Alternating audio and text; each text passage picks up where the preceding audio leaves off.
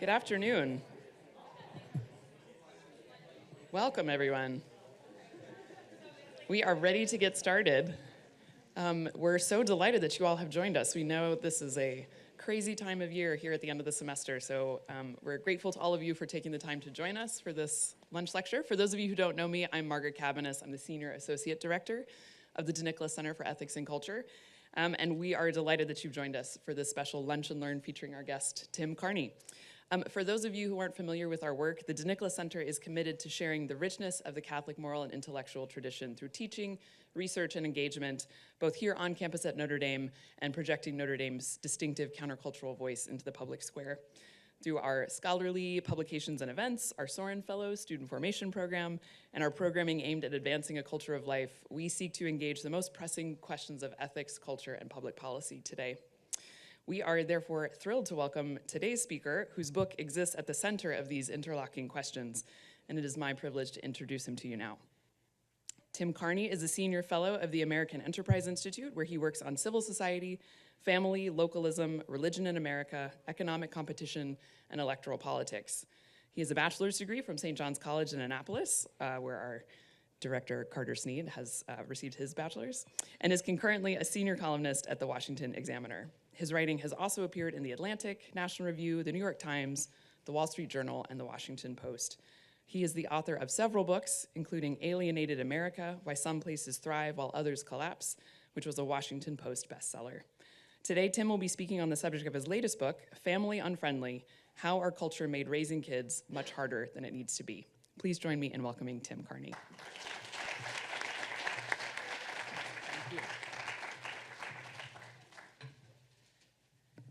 Thank you everyone for coming. I always try to speak at events where you get fed because that tends to maximize the turnout. So I appreciate the food. It's delicious as well.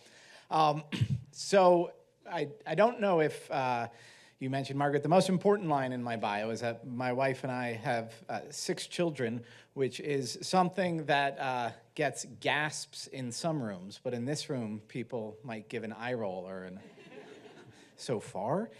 Yes, so far. And I absolutely remember my first day as a parent. It's one of those things where it's crystal clear, your memories. I remember the labor and delivery, and that was kind of harrowing. Nobody thinks about what the men suffer through, having to watch their wives go through it. But I also remember this moment in the middle of the night.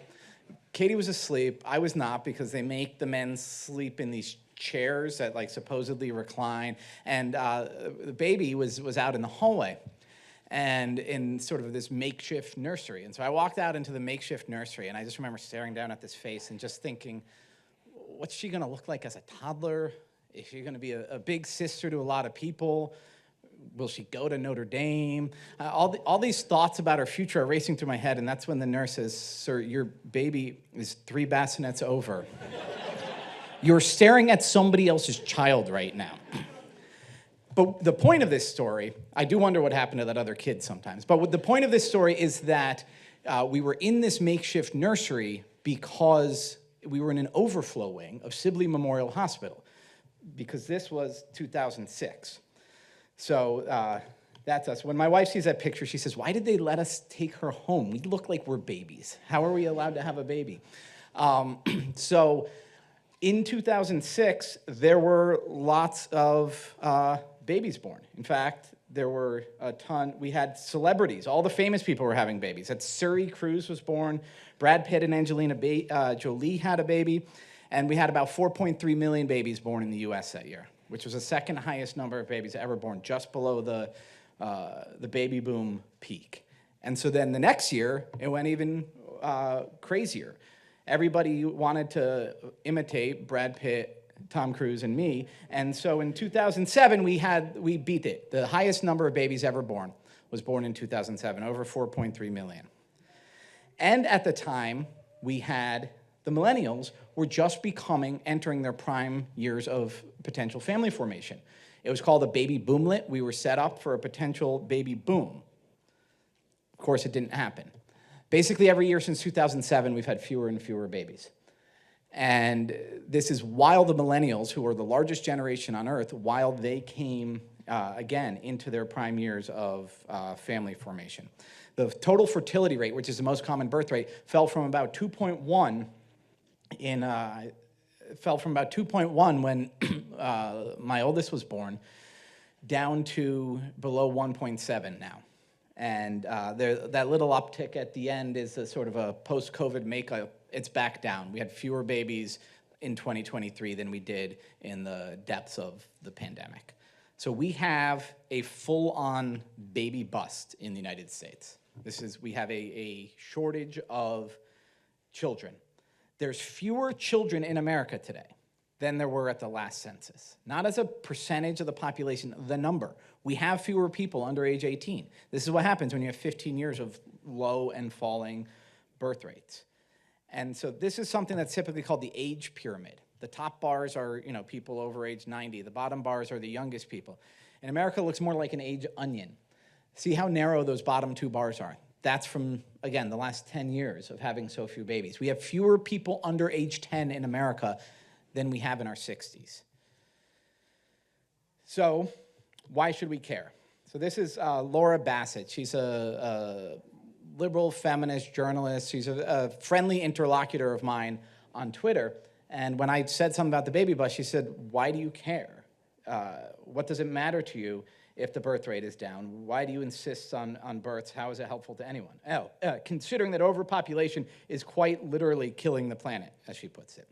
And a lot of people think it's like a Handmaid's Tale thing, right? This conservative Catholic guy wants to force women to have babies. And other people, they just, especially, I stopped using the word fertility rate because a lot of people, it just sounds a little too intimate. And they say, you're a creep for worrying about other women's fertilities. Here's another feminist journalist, Lydia DePillis, mostly writes about economic reasons. She found this study by an economist, Melissa Carney. She spells her name differently than mine, but she just came out with a book, actually, on how children benefit from having two married parents. And she's getting raked over the coals for reporting that finding, but she did a study a year or two ago on saying, let's go state by state and see where life became less affordable, or parenthood became less affordable for people in their 20s and 30s, and let's see if that correlates with where the birth rate dropped the most. She found basically no correlation. Childcare got more expensive in this place. Well, right after that, the birth rate actually maybe slightly went up.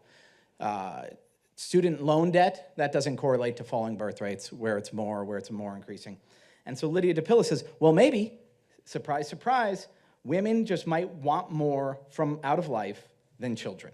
So this is the argument that we shouldn't care about the baby bust. So I've got 4 counterpoints why we should. 1 is economic argument. The dependency ratio, the number of people retired to the number of people working, as that goes out of whack, that harms our economic well-being. Number 2, women actually want babies. And number 3, the baby bust reflects something unwell. Even if you don't think we have too few kids, it reflects other maladies in our culture. And finally, I will argue that babies are in fact good, but I'll save that for the end. So, to start with the dependency ratio. I'll race through this because I think the economics is the least important, the least interesting. But again, we have a growing number, record number of retirees and a falling number of young people. In the last quarter, the first quarter of this year, the working age population in the US ticked down by about 500,000 people. It's a downtick, it might be statistical noise, but we know for a fact that pretty soon the working age population will stop shrinking. College is already confronting this, so I think the current junior class, so this is the daughter of mine who was in that second slide, that's peak high school graduate. After that, every high school graduating class is going to get smaller and smaller. Notre Dame is worrying about this, but they are blessed with slightly more fecund alumni and families that are feeding them. I see we have the Whites here. Thank you for coming. And they're on page 15 of my book, Your Family. So anyway, and your sister came to my talk at University of Dallas, so you guys are now my favorite family. So, and I don't even know how, I say approximately 7 kids when I talk about the Whites, so yes. But other colleges are really worried about this. Other colleges are really worried about the fact that they're not going to have as many graduating high school seniors to fight over. So it's a problem. And when it comes to the retirement, it's a real problem. So that's, again, the working age population. That's before the downtick. It's flatlined. So economist Alan Cole basically says, you can save up all the money in the world for retirement, but if there's no one to answer the phone to come fix your leaky pipe, that money does no good. So what we're going to have because of this baby bust is, in the short term, inflation, because we're going to have a lot of retired people and fewer workers. Now, technology will make up some of the gap. Will ChatGPT replace all the babies that the millennials didn't have? I don't think it will. And so we'll have longer waits, lower quality, higher prices. Inflation, because we'll have a lot of people who are consuming and not producing, which is retired people, and fewer people to labor. Again, I don't think that's the most important reason. More important, women actually want babies. When asked the ideal family size, it went way down after the birth control pill came on, and then it stabilized, and now it's kind of going up. And it's always been between 2 and 3. 2.7 was what Gallup poll came up with on the ideal family size. Again, we're getting less than 1.7. And so there's a complicated chart I'm going to show you here, but it basically, that top line is a slightly lower estimate of the ideal family size. The middle lines, the orange line in particular, that's a different question than ideal family size. That's how many kids do you intend to have? You see how in recent years that just plummeted. And it's separated from the ideal. So that's the first deficit. People are saying, I'd love to have 3 kids, but realistically we can only have 1. Or realistically we can only have 2. That's a sad thing. That's a deficit. But then they're falling short of even that intention. Those black lines on the bottom are what people are actually ending up with. So we have 2 deficits. What we're setting our target below our ideal, and we're failing to reach even that compromised target. So this is a real deficit of something that matters. My wife and I are trying to buy a house, and my dream house would have a giant front porch, right? Nobody cares that I'm falling short of my ideal on my dream house. But this matters more. This is flesh and blood. This is a deficit of flesh and blood. The people that we're closest with, the dreams we have of having, with our husband or wife, having kids and growing up with them and growing old with them, that's where we're falling short. So again, I think this reflects a problem. So just to take a step aside, if we want more kids, why aren't we having them? So this is where most of the media discussion happens. And so here, I'll tell a quick story from Salt Lake City.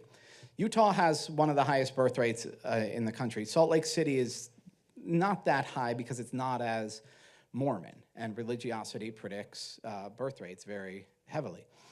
There's one neighborhood that I thought looked like a great place to raise kids called the Avenues, the Lower Avenues in specific. This is a neighborhood in Salt Lake City with like regular size, like nice sidewalks, modest single-family houses. You got trees, etc. And so I'm walking down the street for an hour. I don't see any families. Then finally, I see this one couple, Isaac and Nicole, come walking down the street. I stop them. I say, hey, I'm here to write about families. They say, we don't want kids. Like I was selling them or something. They say, no, I've got some extra. We don't want kids. I say, now or ever? They say, basically ever. I say, why not? They say, we can't afford them. I say, what specifically is not affordable? And the exact line, Isaac, this is from the book, everything, Isaac began, healthcare, but honestly, it's just selfishness. I joke with Nicole, some people are watching Teletubbies and cleaning up vomit, and we're going to be drinking margaritas in Paris. Moments later, a neighbor greeted the couple, pushing a double stroller through the avenues. The passengers in the stroller were 2 chihuahuas. So my mind was reeling from this encounter. First of all, the double stroller with the chihuahuas was a scene from that book, Children of Men, almost. Have you guys read that book? Second of all, why would you go to Paris to drink margaritas? Third of all, those 2 reasons he gave, selfishness and cost, those are the 2 reasons that are standard. The answer I got from 90% of the people I asked, why aren't the millennials and Gen Z having babies? We can't afford it. Young people are too selfish to stay. So what do we think about them? I think there's a third answer, and it's related. The third answer is really that we have a cultural problem. That's what I argue in Family Unfriendly. So let's address the cost thing. First of all, that gray bar, that's the recession. We had a lot more babies when we were a lot poorer during the Great Recession than we are now. I should go back. 2019 was the best economy we've ever had. And again, the birth rate then was about 1.7. Rising costs, again, that's studied by Melissa Carney, rising costs do not predict falling birth rates on a local level. Where costs go up more, birth rates don't necessarily fall. They're pretty uncorrelated. So that's across time and across space in the United States. Affordability issues don't predict change in birth rates. Millennials are not poorer than my generation, Generation X, and they're probably richer than the baby boomers. So this is data compiled by Jeremy Horpedal, who's a good economist, and I've never seen anybody refute it. There are different ways of measuring it, but this is inflation-adjusted wealth, and there's variations, and millennials basically have the same amount of wealth at a given age that Gen X did, and Gen X had a lot more babies than millennials. This is another Jeremy Horpedal study. This is the number of weeks it takes the median male, so your middle-class guy. So we're not even talking a two-income family here. We're not talking mean that works in the wealth of the wealthiest. The median amount of weeks it takes a median male to afford a child. The USDA has a number they put out, $250,000, $300,000 for the life of a child. Divide that by their 18 years. How many weeks do you have to work? That's going down from 2010 to today, while the birth rate is going down. Kids are getting more affordable, according to this data. Again, different numbers cut in different ways, but there's so much that cuts against the idea that kids are getting less affordable. So maybe it's selfishness. I should have made a chart for this, because my chart of selfishness would be 0, then Adam and Eve eat the fruit, and it goes to 100, and then it's flat since then. I don't think we're more selfish than we used to be. I think it's a constant. I don't think you can blame selfishness for the rise of childlessness or for falling birth rates any more than Boeing could say, well, these planes crash because of gravity. Boeing is supposed to design the plane to offset gravity. We are supposed to design civilization and culture to offset selfishness. That's what civilization does. That's what culture does. It aligns the individual desires with the common good. It tries to align the short-term interests of a person with what's in their long-term good. So again, this is our failure. We're failing to align to set up a culture, set up a civilization in a way that encourages people to have kids. Another reason to say this is cultural, those bars, I know you can't read might not be able to read the countries on the bottom. That's the OECD countries, the rich countries in the world. Everybody is, you see South Korea super low. Basically, everybody else is between 1.3 and 1.7. The huge major exception there, Israel. So Israel has three babies per woman. They're not richer and they're not poorer. They don't have a bigger welfare state. They have about medium. They're actually slightly more educated than the average in that group, but they have a very different culture, and we can talk about that. I have a whole chapter on that in the book, and we can talk about that later. So returning to the 4 reasons to care about the baby bus. Again, it reflects something unwell about our culture. We're not doing something that we should be doing. I think we're falling so short of our aspirations on children on something, again, critically important. This is a critical failure. And this is especially true because in some places and at some times, culture actually does support families enough that they can have as many kids as they want. And so our culture is sick. It's not even if you don't care about the number of babies again, this sickness causes other problems that you will care about. It causes our loneliness epidemic. I think it causes our deaths of despair. We're not community-minded enough, because it does, in fact, take a village to raise a child, as a wise woman once put it, and we can get to that later. But finally, I think that babies are actually good. But let's talk about what's wrong with our culture. Parenting culture, gone haywire. The amount of time that parents spend just taking care of their kids has gone up. It's like doubled. I mean, men have more than doubled compared to dads in 1975. I think that's probably almost an unalloyed good. But then women have increased it by 50%, the amount of time that they spend just taking care of kids in a given week. This is while they're working outside of the home more, while families are smaller. I think that that net increase in parenting time, some people think that's good. I think that's probably negative. But the people who call it good say smaller families among higher income people could reflect a quantity-quality trade-off. Again, Melissa Carney, she apologizes for using those words, but other people think that it's just the fine way to put it. Isabel Sawhill says, with fewer children to support, parents and society can both invest more in each child. Now, who wouldn't want to invest in a child? That sounds like a good thing, right? Now, I think the marginal investment in the child ends up being harmful for everybody. So, for one, kids run around a lot less than they did when I was a kid. We were often told, okay, come home when the streetlights turn on, or it's dinner time at 6, you better be home by dinner. Without that, with more scheduled time, with more distrustful parents, this is Journal of Pediatrics, a lot of you probably saw this, a primary cause of the rise in mental disorders is a decline over decades in basically independent play, unsupervised by adults. So helicoptering, overscheduling, all of these things is the reason we have an epidemic of childhood anxiety. So what forms does it take? One is what I call the travel team trap. Little League replaced by intensive, expensive sports that are all about either, depending on how you look at it, they're all about winning or they're all about bilking money out of gullible parents. They confuse the point of youth sports. They think it's that the point of youth sports is, again, winning or getting a D1 scholarship. And they forget that it builds virtues, that winning with grace, losing with grace, teamwork, learning how to be the last guy on the bench, learning how to be the star of the team, learning how to be the captain, all of those things, that's the value of youth sports. And also, having fun. So the first word, I didn't realize this till after I wrote it. You realize like the secret Straussian message of your book after you've written it. The first word of the preface and the first word of chapter 1 is baseball. Chapter 1 starts with the one time we accidentally sort of stupidly signed up for a select baseball team. They had winter workouts. Like, it's winter. Baseball starts in March, right? When the weather's nice outside. First winter workout in the batting cages. Charlie comes back afterwards and tells me, first thing coach said was, baseball isn't fun.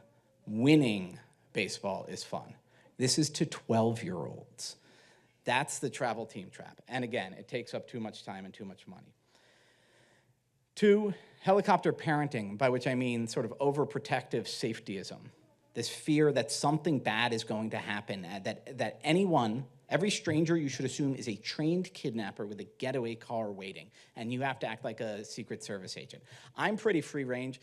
My wife wants to be, is not quite, and so she says, when I do something like leave them at a park, she says, I'm not afraid of kidnappers, I'm afraid of Child Protective Services. And where we used to live in Montgomery County, Maryland, they had reason to be afraid. Those kids up there were taken into custody by the police because they were allowed to walk a mile to a park.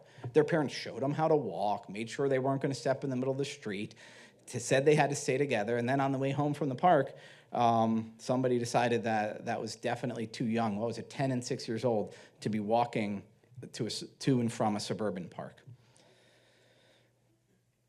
This is my favorite chapter title. If you want fecundity in the sheets, you need walkability in the streets. Part of our culture that's family unfriendly is our car dependence. I never thought I would be talking about walkability. It seemed like a sort of hippie liberal thing to talk about when I lived on Capitol Hill. But then I realized that we are constantly buckling and unbuckling and rebuckling our kids when they're little. And there's that like little middle strap. And the older brothers and sisters here know about this too. There's that little middle strap, and you have to like reach down under the diaper and get it. And what's down there is this like slurry of like rotten milk, butt sweat, and like goldfish. And then you pull the thing out, and then you're gonna have to do that like 3 times if there's more than 2 stops. I call it car hell. And our suburbs are increasingly built not to be walkable, but to require kids to be driven everywhere, which is unpleasant for both of them. And so that's another part of our culture. Dating and mating culture is family unfriendly. Dating and mating is broken today. So many fewer millennials and Gen Zers get married in their 20s. Lots of reasons. I think one of them has to do with the apps and how the apps, which are supposed to grease the skids for dating by, skipping past that. The thing that we used to do in like 4th grade by passing notes, like, does she like me? I like her. Now you do it by getting your like double secret consent swiping. I think that plants a bad idea in the minds of young people, that you're supposed to have consent before you flirt, before you ask the person out, before the guy makes the advance and risks anything. He's supposed to already know that he has permission to do this very explicitly through some digital means. A sizable number of, well, let me put it this way. I tell a story from, in the book, of this, I think it was Kate Julian was the writer. She tells the story of a guy who's on a volleyball team, and he wanted to ask out a girl on his volleyball team. And then he decided that would be inappropriate because this was a volleyball team, which is not something like a dating app. The dating app is where you meet people, or maybe there might be some mixer, but a volleyball team is for the volleyball. If you guys don't get the point, if you're on a co-ed volleyball team, the point of it is not the volleyball. It's to meet somebody of the opposite sex. But this goes to something deeper. This goes to sort of our idea of autonomy and consent as the absolute rules as the only rules in life and in dating. So Louise Perry, very good feminist writer, says, today's sexual culture prefers to understand people as freewheeling, atomized individuals, all looking out for number one, all up for a good time. It assumes that if sexual taboos were abolished, we would be liberated and capable of making entirely free choices. So again, it's about being alone. It's about isolation. Stephanie Murray ties this to our family unfriendly culture. Children are a personal choice, and therefore a personal problem, many people seem to believe. Have as many as you want, just make sure you don't bother the rest of us. I think that's a perfect encapsulation of our problems. That is, it used to be you grew up, you got married, you had kids. It's kind of what people did. And you could opt out if you wanted to, but it was sort of a normal track. And then in the modern age, the age of the birth control pill, and this age where autonomy and everything has to be intentional living and freely chosen and all that stuff, we started postponing them and agonizing over them and planning them meticulously. And at that point, it became your problem. That led to this high stakes parenting, but it also made us think, well, kids are other people's problems. You could have chosen not to have them. You deliberately chose to have them. Here's another quick excerpt on our dating world. I don't do relationships, explains Jesse, my bartender in Greenville, South Carolina. Jesse brags that he has risen above his ultra-conservative Southern Baptist upbringing with its traditionalist sexual mores. I'm a feminist, he explains. These are connected for Jesse. In his romantic life, which mostly flows from the apps and from his clientele at the bar, he explains, I'm honest. I don't really do dating. There are a lot of women who are into that because they've been in possessive relationships. Possessive, after all, is the opposite of liberating. The sexual revolution was fought, as millennial author Christine Emba puts it, on the belief that to achieve the ideal sexual world we desire, we just need to realize freedom more completely. By freedom, we mean more privacy, more space, less connection, less constraint. Less connection, less constraint. This is, again, the same theme. We're increasingly, modern man, modern woman is supposed to not be interfered with by other people, by norms, by expectations, by connections, by commitment. If you're in a committed relationship, after all, you don't constantly have consent. You don't get to wake up every morning and decide, okay, well, now things are different. Now you're not my kid. Now you're not my wife. Commitment is at odds with the whole idea of self-determination. And again, it leads to this problem, that we say your kids are your problem. Republican Senator Ron Johnson, in opposing a tax credit for families, said, well, people decide to have families and become parents. The cost is something they need to consider when they make that choice. I've never really felt it was society's responsibility to take care of other people's children. It is society's responsibility, at least to help people take care of their children. But again, in this world where everything we do is meticulously and intentionally chosen, it's your problem. Again, by freedom, we mean more privacy, less connection. So, I almost structured my book around Miley Cyrus as the bad guy. So this is why, again, it reflects something sad about us. I think there's a real sadness. I call it civilizational sadness. I think it's inevitable in a world where we all try to be atomized individuals, free-floating bundles of rights bouncing around like Cartesian billiard balls, that we're going to be sad. And it manifests itself in this sort of ways. The climate guilt, we're getting handed a piece of crap planet, and I refuse to hand that down to my child until I feel like my kid would live on an earth with fish in the water. I'm not bringing another person in to deal with this. Where do the kids get this? Well, this was an op-ed when I was a kid in the New York Times about overpopulation. Just that overpopulation it's the number one problem. It's the source of all our evils. And the article, you see it's illustrated, those are bunny rabbits, because get it, we're breeding like rabbits and we're devouring the earth, which is a head of cabbage. The article was written by an elementary school principal, and his argument was, we need to be teaching kids this very young, teaching kids that there are too many planets, teaching kids that they're bad for the earth, that they're devouring the earth. He was the principal at John Pettibone, a public elementary school in New Milford, Connecticut, which closed in 2014 because of low and falling enrollment. When I visited there was gentle senior yoga at the community center, the John Pettibone Community Center, and a dog park. And a very charming woman who, when she found out I had 6 kids, says, have you seen the movie Idiocracy? Now, I realize that none of the college kids have seen the movie Idiocracy, but the idea is that the people who are breeding are not the smartest people. Again, Laura Bassett, overpopulation is literally killing the planet. We're very soon in your guys' lifetime, we will have a shrinking US and world population, and yet people are still worried about overpopulation. I think that's a cover story for a deeper guilt, and a deeper fear. People think the world's going to be worse in the future. It used to be that most people thought it was going to be better. Ezra Klein addressed it well in the New York Times, where he said, the people who say that their water's not going to be drinkable, or that there's not going to be fish in it, that's not really true. What's really happening is they feel guilty for making life worse through climate change for poorer people who might actually suffer from climate change. So he says the fear is really a cover story for guilt. I agree, but I go a step further. I think the climate guilt is a cover story for a deeper guilt, a deeper sadness. Again, Miley Cyrus. We don't want to reproduce because we know that the earth can't handle it. What's the it? It's babies. It's people. If the earth can't handle people, then the earth can't handle us. The earth can't handle me. The sadness that leads people to believe that people are bad is a reflection, maybe a projection, of the fact that people in this world where we value connection less, we think connection is weakness, that people are sadder. I call it civilizational sadness.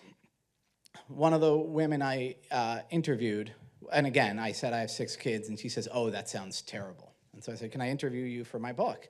And she has a job, a husband, doesn't want kids, keeps talking about the filth of the world, the filth in kids. And at one point, I decided to ask her opinion on the human race. And she said, in general, do I think people are good? No, I don't. I think we're the cancer of the earth. I think that's a real mindset, and I think that's an underlying mindset of the spirit of the age. Pope Francis says basically the same thing. Birth rates and a welcoming attitude reveal how much happiness is present in a society. It's about rising above a zero-sum mentality. So here's one of the ways that I explain the baby boom.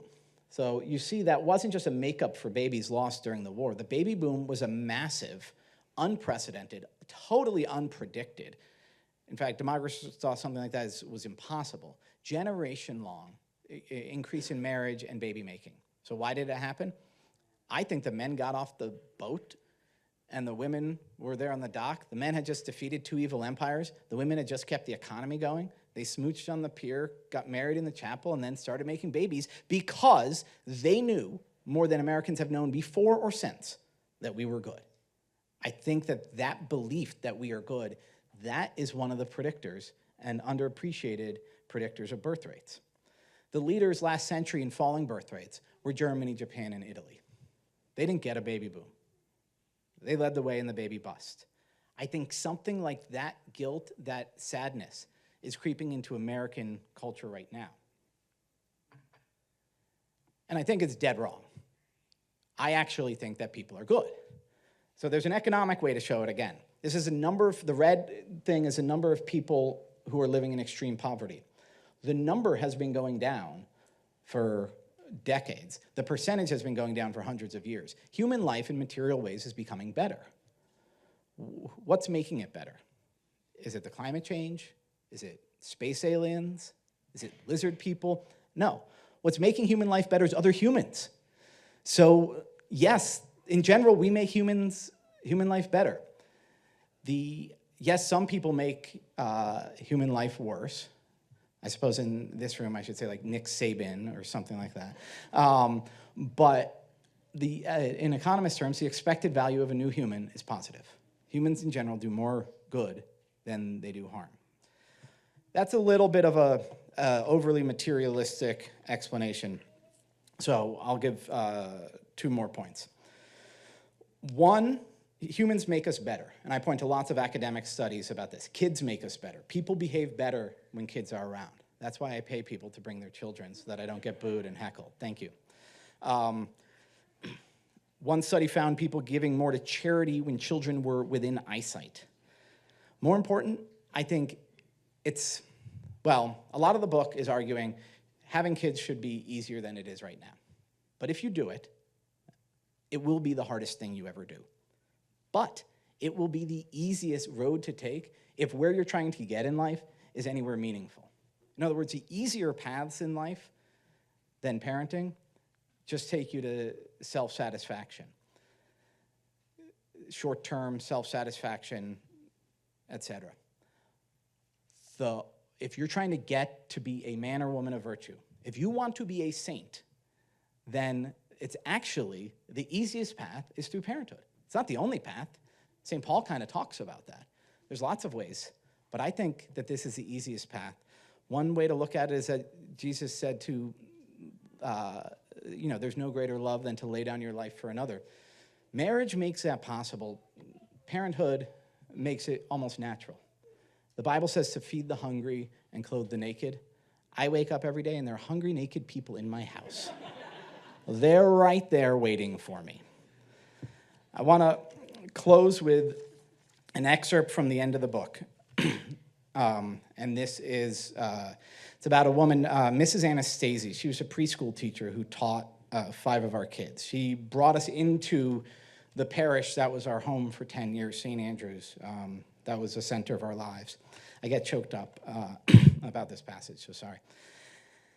On the last week that she was teaching our kids, she just told that there's nothing sad, it's just that I'm super emotional. This is another thing that happens when you have kids. It biologically changes you, and the men start crying at commercials.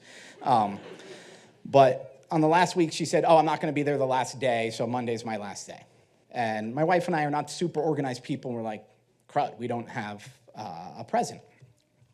We owed Mrs. Anastasia the greatest of all last day of school teacher presents, but with her early start to summer vacation, we didn't have time to get anything. And so on the next morning, her last day teaching a Carney kid, I brought her the only thing I could, my kids. Mrs. Anastasia opened the door at 7:35 to the gift of Eve, Sean, Meg, Brendan, and Charlie, all beaming. She cried and hugged my crew, her crew. It's common to mock parents for believing their child is God's gift to the world, but very literally, children are God's gifts to us. My children are gifts to others, not because my children are special, but because my children are children. Humans are good. That truth is obscured at times by our own self-absorption or by others' imperfections. but children in their innocence reflect mankind's innate goodness back to us. In one of Charles Dickens' stories about human wretchedness, the protagonist is a kind and generous child named Nell. The narrator, an old man who wanders London alone, runs into Nell when she is lost and in need of help. This guileless cherub takes his hand and gives him her trust and friendship, and so instantly cheers and inspires the old man in a way almost any reader would instantly understand.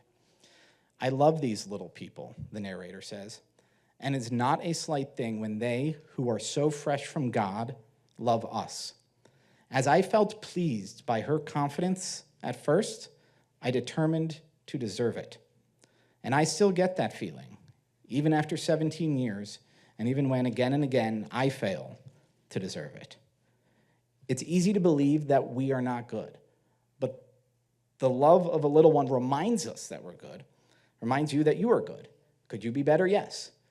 But nothing is going to inspire you to become better more than looking in the eyes of your own child and taking on your back this very burden of love. Thank you.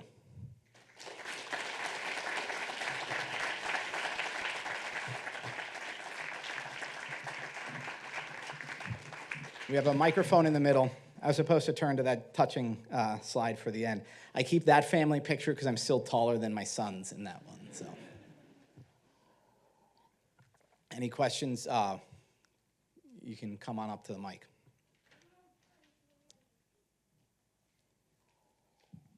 Thank you very much. This was a wonderful summary of a lot of trends. I appreciate that. You showed that graph that talked about the ideal that people mention for the number of children they want, their target, and then their actual. And it had me thinking of the turnaway study that is done for women, that was done on women who were turned away from abortions, and their life satisfaction after that is sort of surprisingly high, and is a sign of hope in a lot of ways. I was wondering if you knew of any data points that measure life satisfaction among people who exceeded either their target number of children or their ideal number of children as a reference point. No, but I think that's a great question.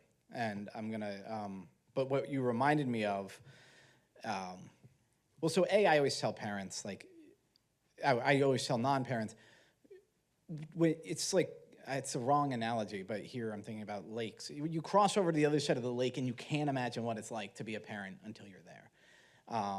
You can't imagine the difficulty, you can't imagine the joy, you can't imagine the meaning. But another aspect of it is that the studies that often get cited that say, well, parents are just less happy than non-parents. There's some truth to that, especially when you're not sleeping. And honestly, I mean, people say, well, was number 6 harder than number 1? No, it got easier with each one, except for when you had to wake up in the middle of the night. And I think that was mostly just because you're older. But then the number 1 study that parents are less happy, the parents are deeply unhappy, is from a Nobel Prize economist, Daniel Kahneman. And I think the line is like 3 of the 4 least pleasant activities out of 19 that people were asked about involved parenting. And if you've ever tried to put snow boots on a 3-year-old, you're probably wondering, what is the other one that was less pleasant? It was work.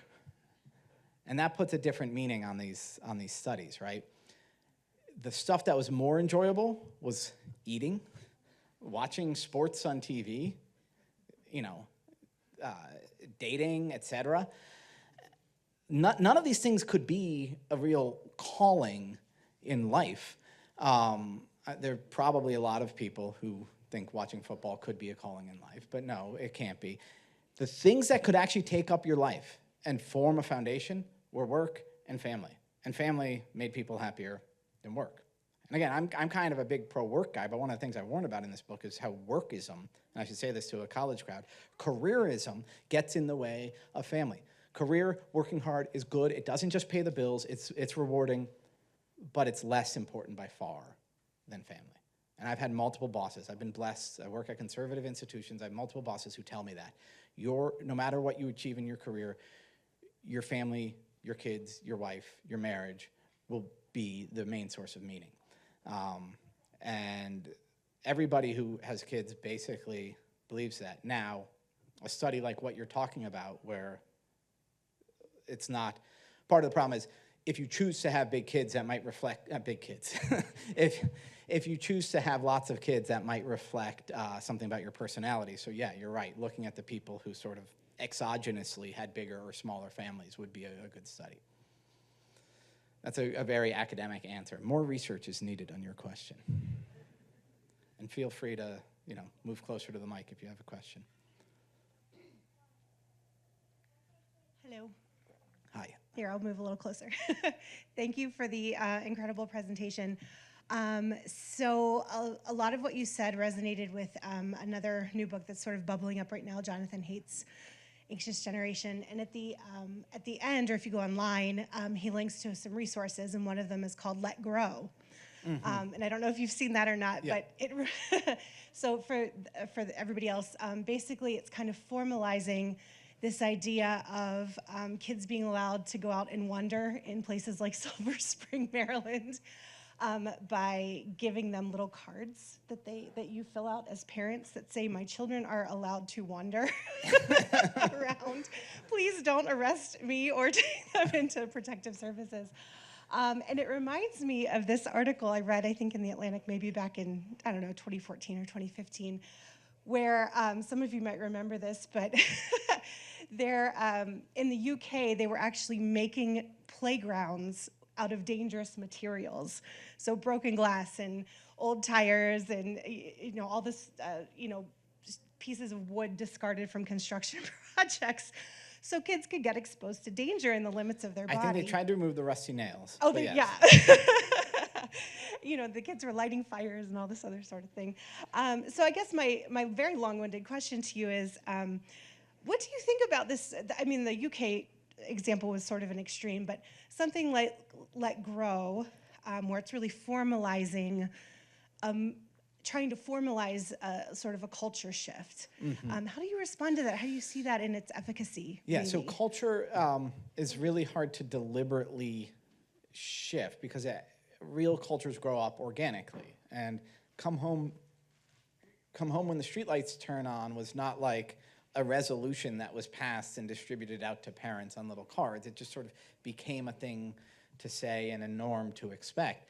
And now that our norms are more helicoptery, so just to exacerbate the problem you're talking about, it's not just that you get in trouble if you let your kids wander, it's that that combines with the mind your own business mindset. So there is this story of these two stories that came out in the same week. One about this woman who's in real dire straits, and during her shift, she used to rely on a neighbor for babysitting. She couldn't, so she just let her kid play in the playground, and she lined up her McDonald's shift to be during daylight hours, and the playground was a block away. And so she said, you're gonna play at this playground for 6 hours.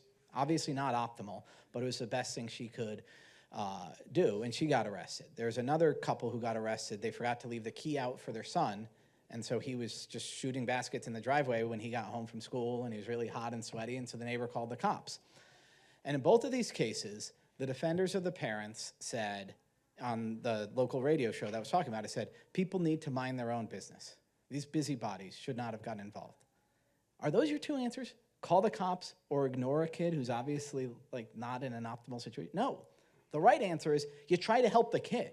If I saw a kid who was sweating and really hot, you bring them some ice Gatorade. You offer to let them come into your house. But at that point, you're the creep who's getting involved in somebody else's parent. So this is, again, that atomized hyper-individualism that's part of our problem.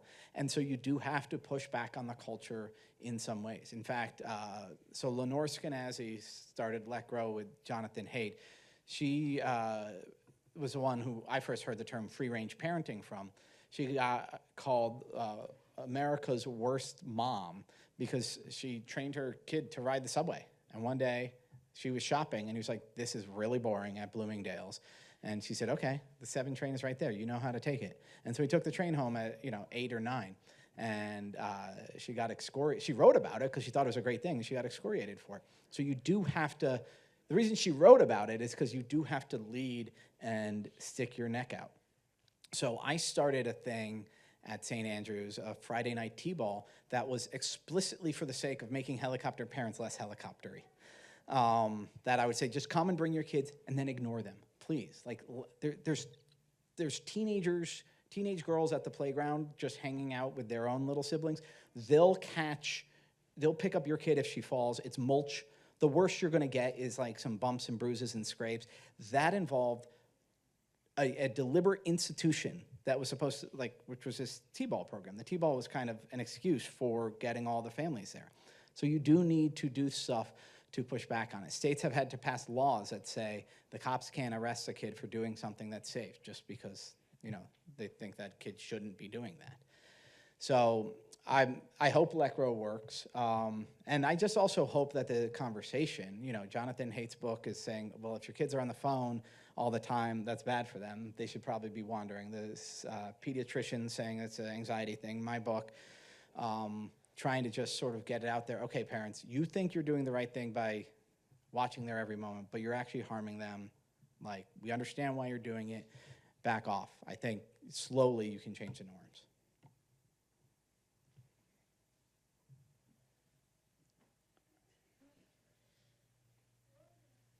Hi, I had kind of two questions. The first one is regarding the kind of free-range parenting and stuff. A lot of this, it seems like it applies very easily to a kind of suburban or rural environment, but how would these kind of things work in a more urban environment where there's a lot more kind of other factors? And the second thing would be regarding kind of policies, to like pro-natalist kind of policies, based on kind of the talking a lot about free-range parenting and stuff like that, like, what would you think about kind of preschooling or subsidization of kind of preschooling or kindergarten as like a way of kind of incentivizing people to have kids and to mitigate the kind of economic effects? Or do you think that's kind of a distraction?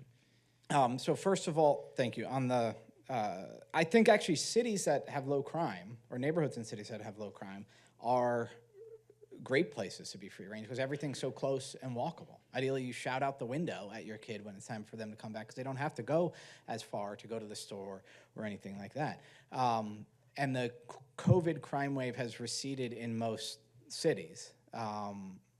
Washington, D.C. is not one of them. Montgomery County, Maryland, which I fled, is another place where it's just as bad. And but in places that have low crime, kids historically, have been relatively free range. Again, the traffic is a problem, but sometimes cities are better at traffic calming than suburbs are.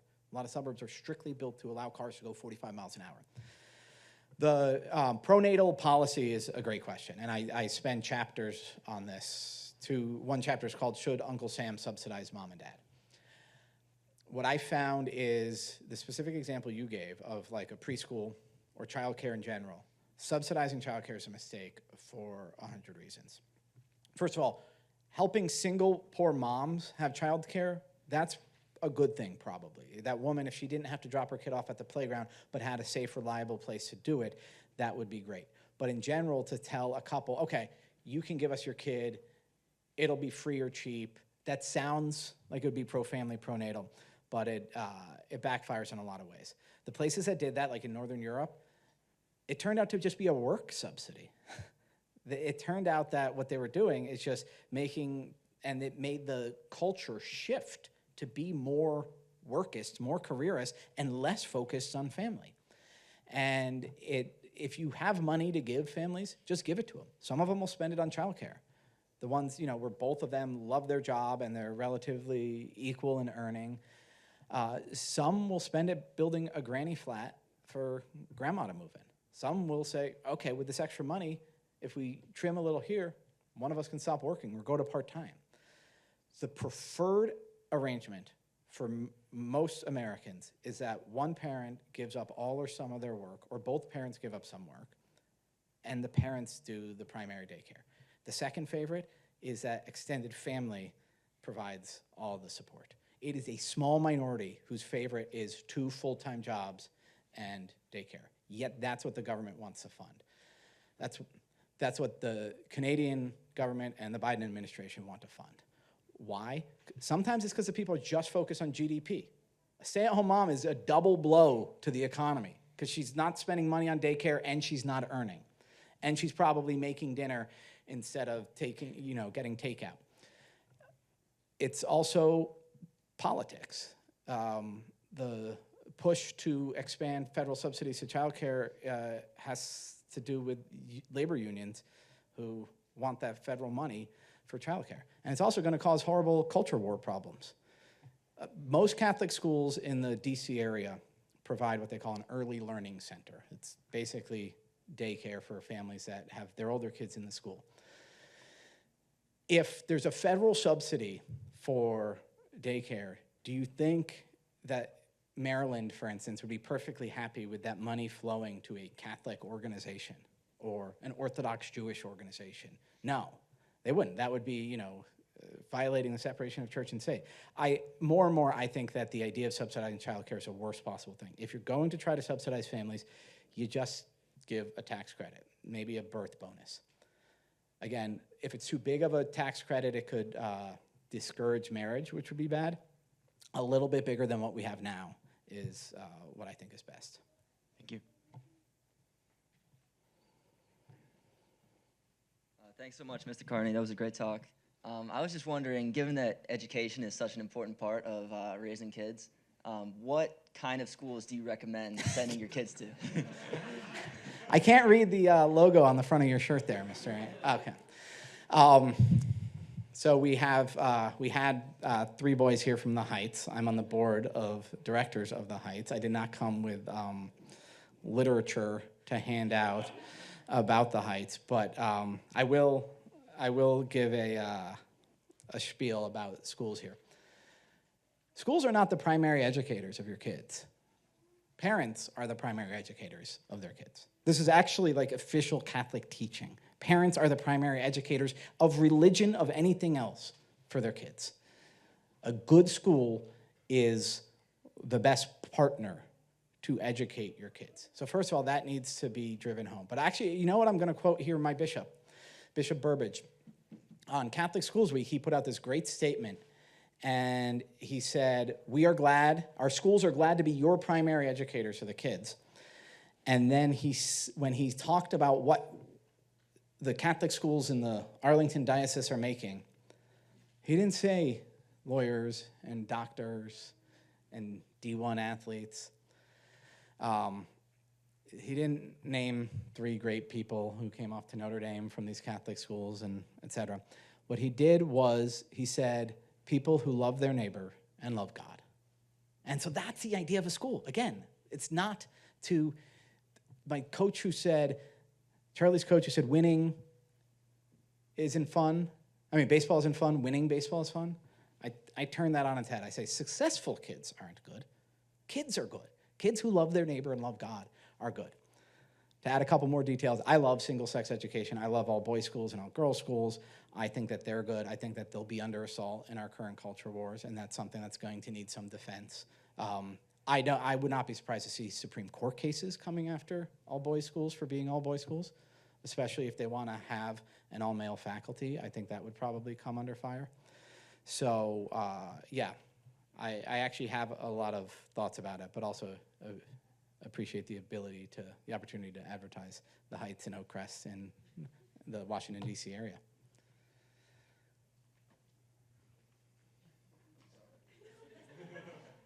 Thank you for your talk. My question is really just like a personal question from you. You talked about the mind your own business culture, and I'm sure you've had a lot more experience with that, like in the real world, than I have. So you talked about like the T-ball story, but what are some other ways that you kind of go about like creating this community aspect when everyone else around you is very anti that? Well, you can't do it if everyone is anti that. I think that what you will find is that some people just sort of go along with either helicoptering or mind your own business, or naturally it's just easier to not be part of a community for a lot of people. And so you do have to drag them out. And so my previous book, 5 years ago, Alienated America, was largely about that. I mean, those were the questions I largely got, were how to drag people out. again, I think of Jesus here. Like, he fed people. And so that, again, my T-ball program, we ran a grill. In general, you get people to come out for something they know they need, and then when they're there, they realize, you know what? I need to know my neighbors. I need to find out, oh, wait a second, here's a kid who can babysit my kid. Here's somebody who could mow my lawn. Here's another parent who just went through what I'm going through, or is now going through what I went through 3 years ago. And so inviting people, giving people their basic needs, and then that gets them together. And then when they show up, they begin to realize the virtues of community. Because again, man is a social animal, but when you have kids, it becomes even more necessary to have other people. But the irony is, it can be, when they're young, you can kind of be locked inside the house, and so you need to pull people out of the house. Thanks.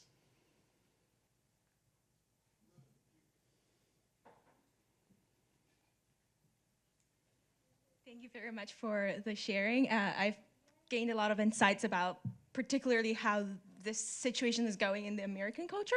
I am from Macau, where it's nicknamed Las Vegas of Asia, so it has a very, very much blooming economy that's a huge result of the casino and gambling industry.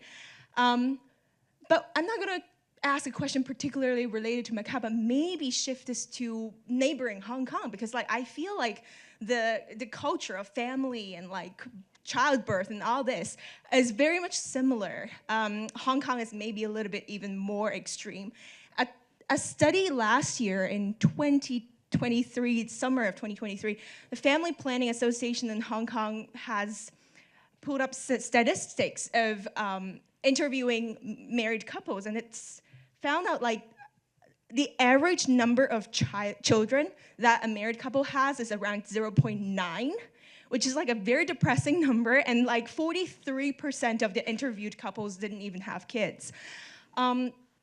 I personally think that this is a result of many, many factors, many of them cultural and social, partly due to there is this high cost of like raising a child, which you kind of suggested maybe is not the primary reason why people are prevented from having children.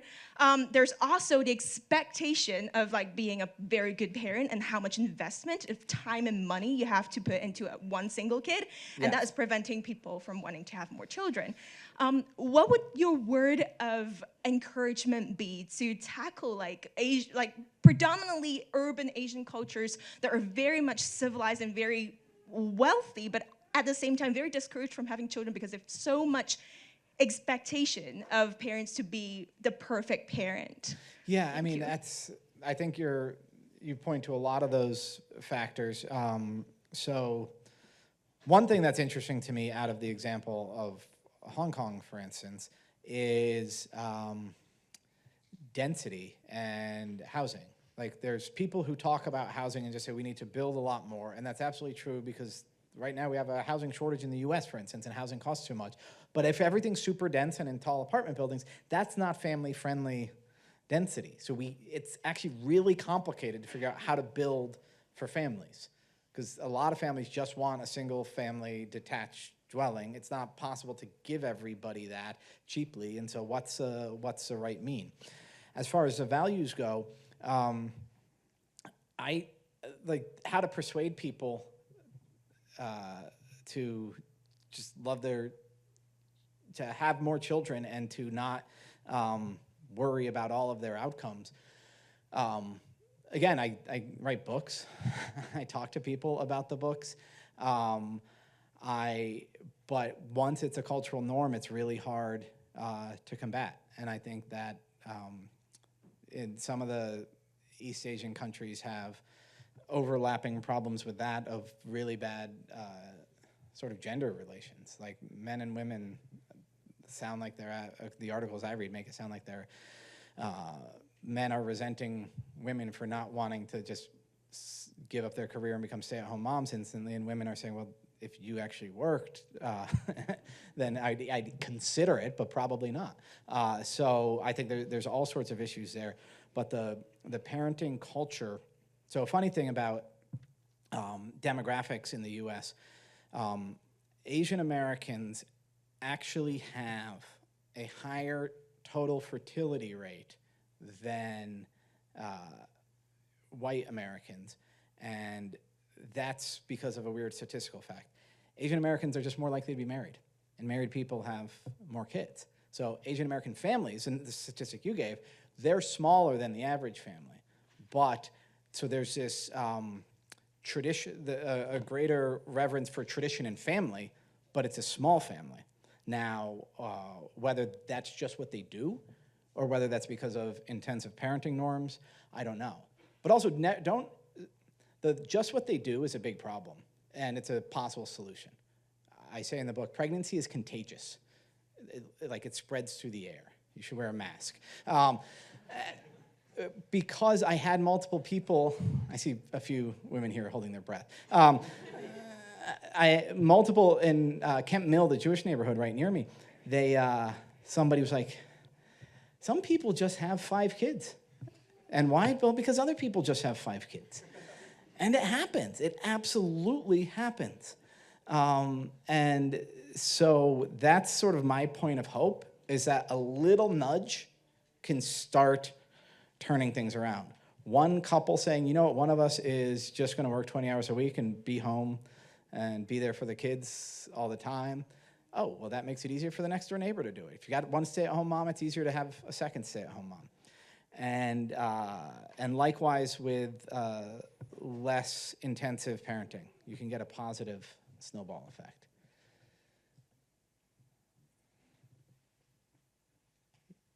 You're the anchor leg. This is a... Thanks for your terrific book. I listened to it on Audible. It's just great. But a question I have relates, you touched on it a bit in your talk, this sort of crisis of loneliness and anxiety that besets folks. Is there evidence that kids from larger families have less isolation and anxiety problems? And if that's the case, is there sort of some great value in trying to advertise that as the way to avoid loneliness and anxiety, is to have brothers and sisters who you can talk to, fight with, et cetera, Is there clear evidence that there are less problems of anxiety, loneliness among, sort of... Absolutely. Thank you. On loneliness, absolutely. I mean, again, if you're from a big family, you might think, I have the opposite problem. I'm never alone. You move into a college quad and you're like, phew, I finally got some space. But also on anxiety, it's true. Having more siblings, and again, I'd assume there's a limit to this, but having more siblings within the bounds of what's normal in Europe and the US is correlated with less childhood anxiety. So one of the and part of it is just you have more people to play with, and you're going to be less supervised. So I have an article pending with the Washington Post right now, because this applies to parents too. The headline I gave them is, "Make your life easier, have 4 kids." This upset my son Sean because he's number 5. So I had to change it to have at least 4 kids. But the maximum anxiety is parents of 3. And then parents of 4 have less anxiety than parents of 1 through 3. And because the impolite way to put it is, at that point you give up. But you realize the mistake of high intensity parenting, but you also, at 4, the oldest one, and the best way to do it, no offense to any exceptions in the room, is have a girl first, is what I always say. But if you've got somebody changing the diapers, you've got somebody driving, you've got, most importantly, playmates for unstructured, unsupervised play, for creativity, for boredom, etc. So I absolutely agree that this is what the American Pediatrics Association should do, is advertise the best thing you can give your kid is a younger sibling. Thank you.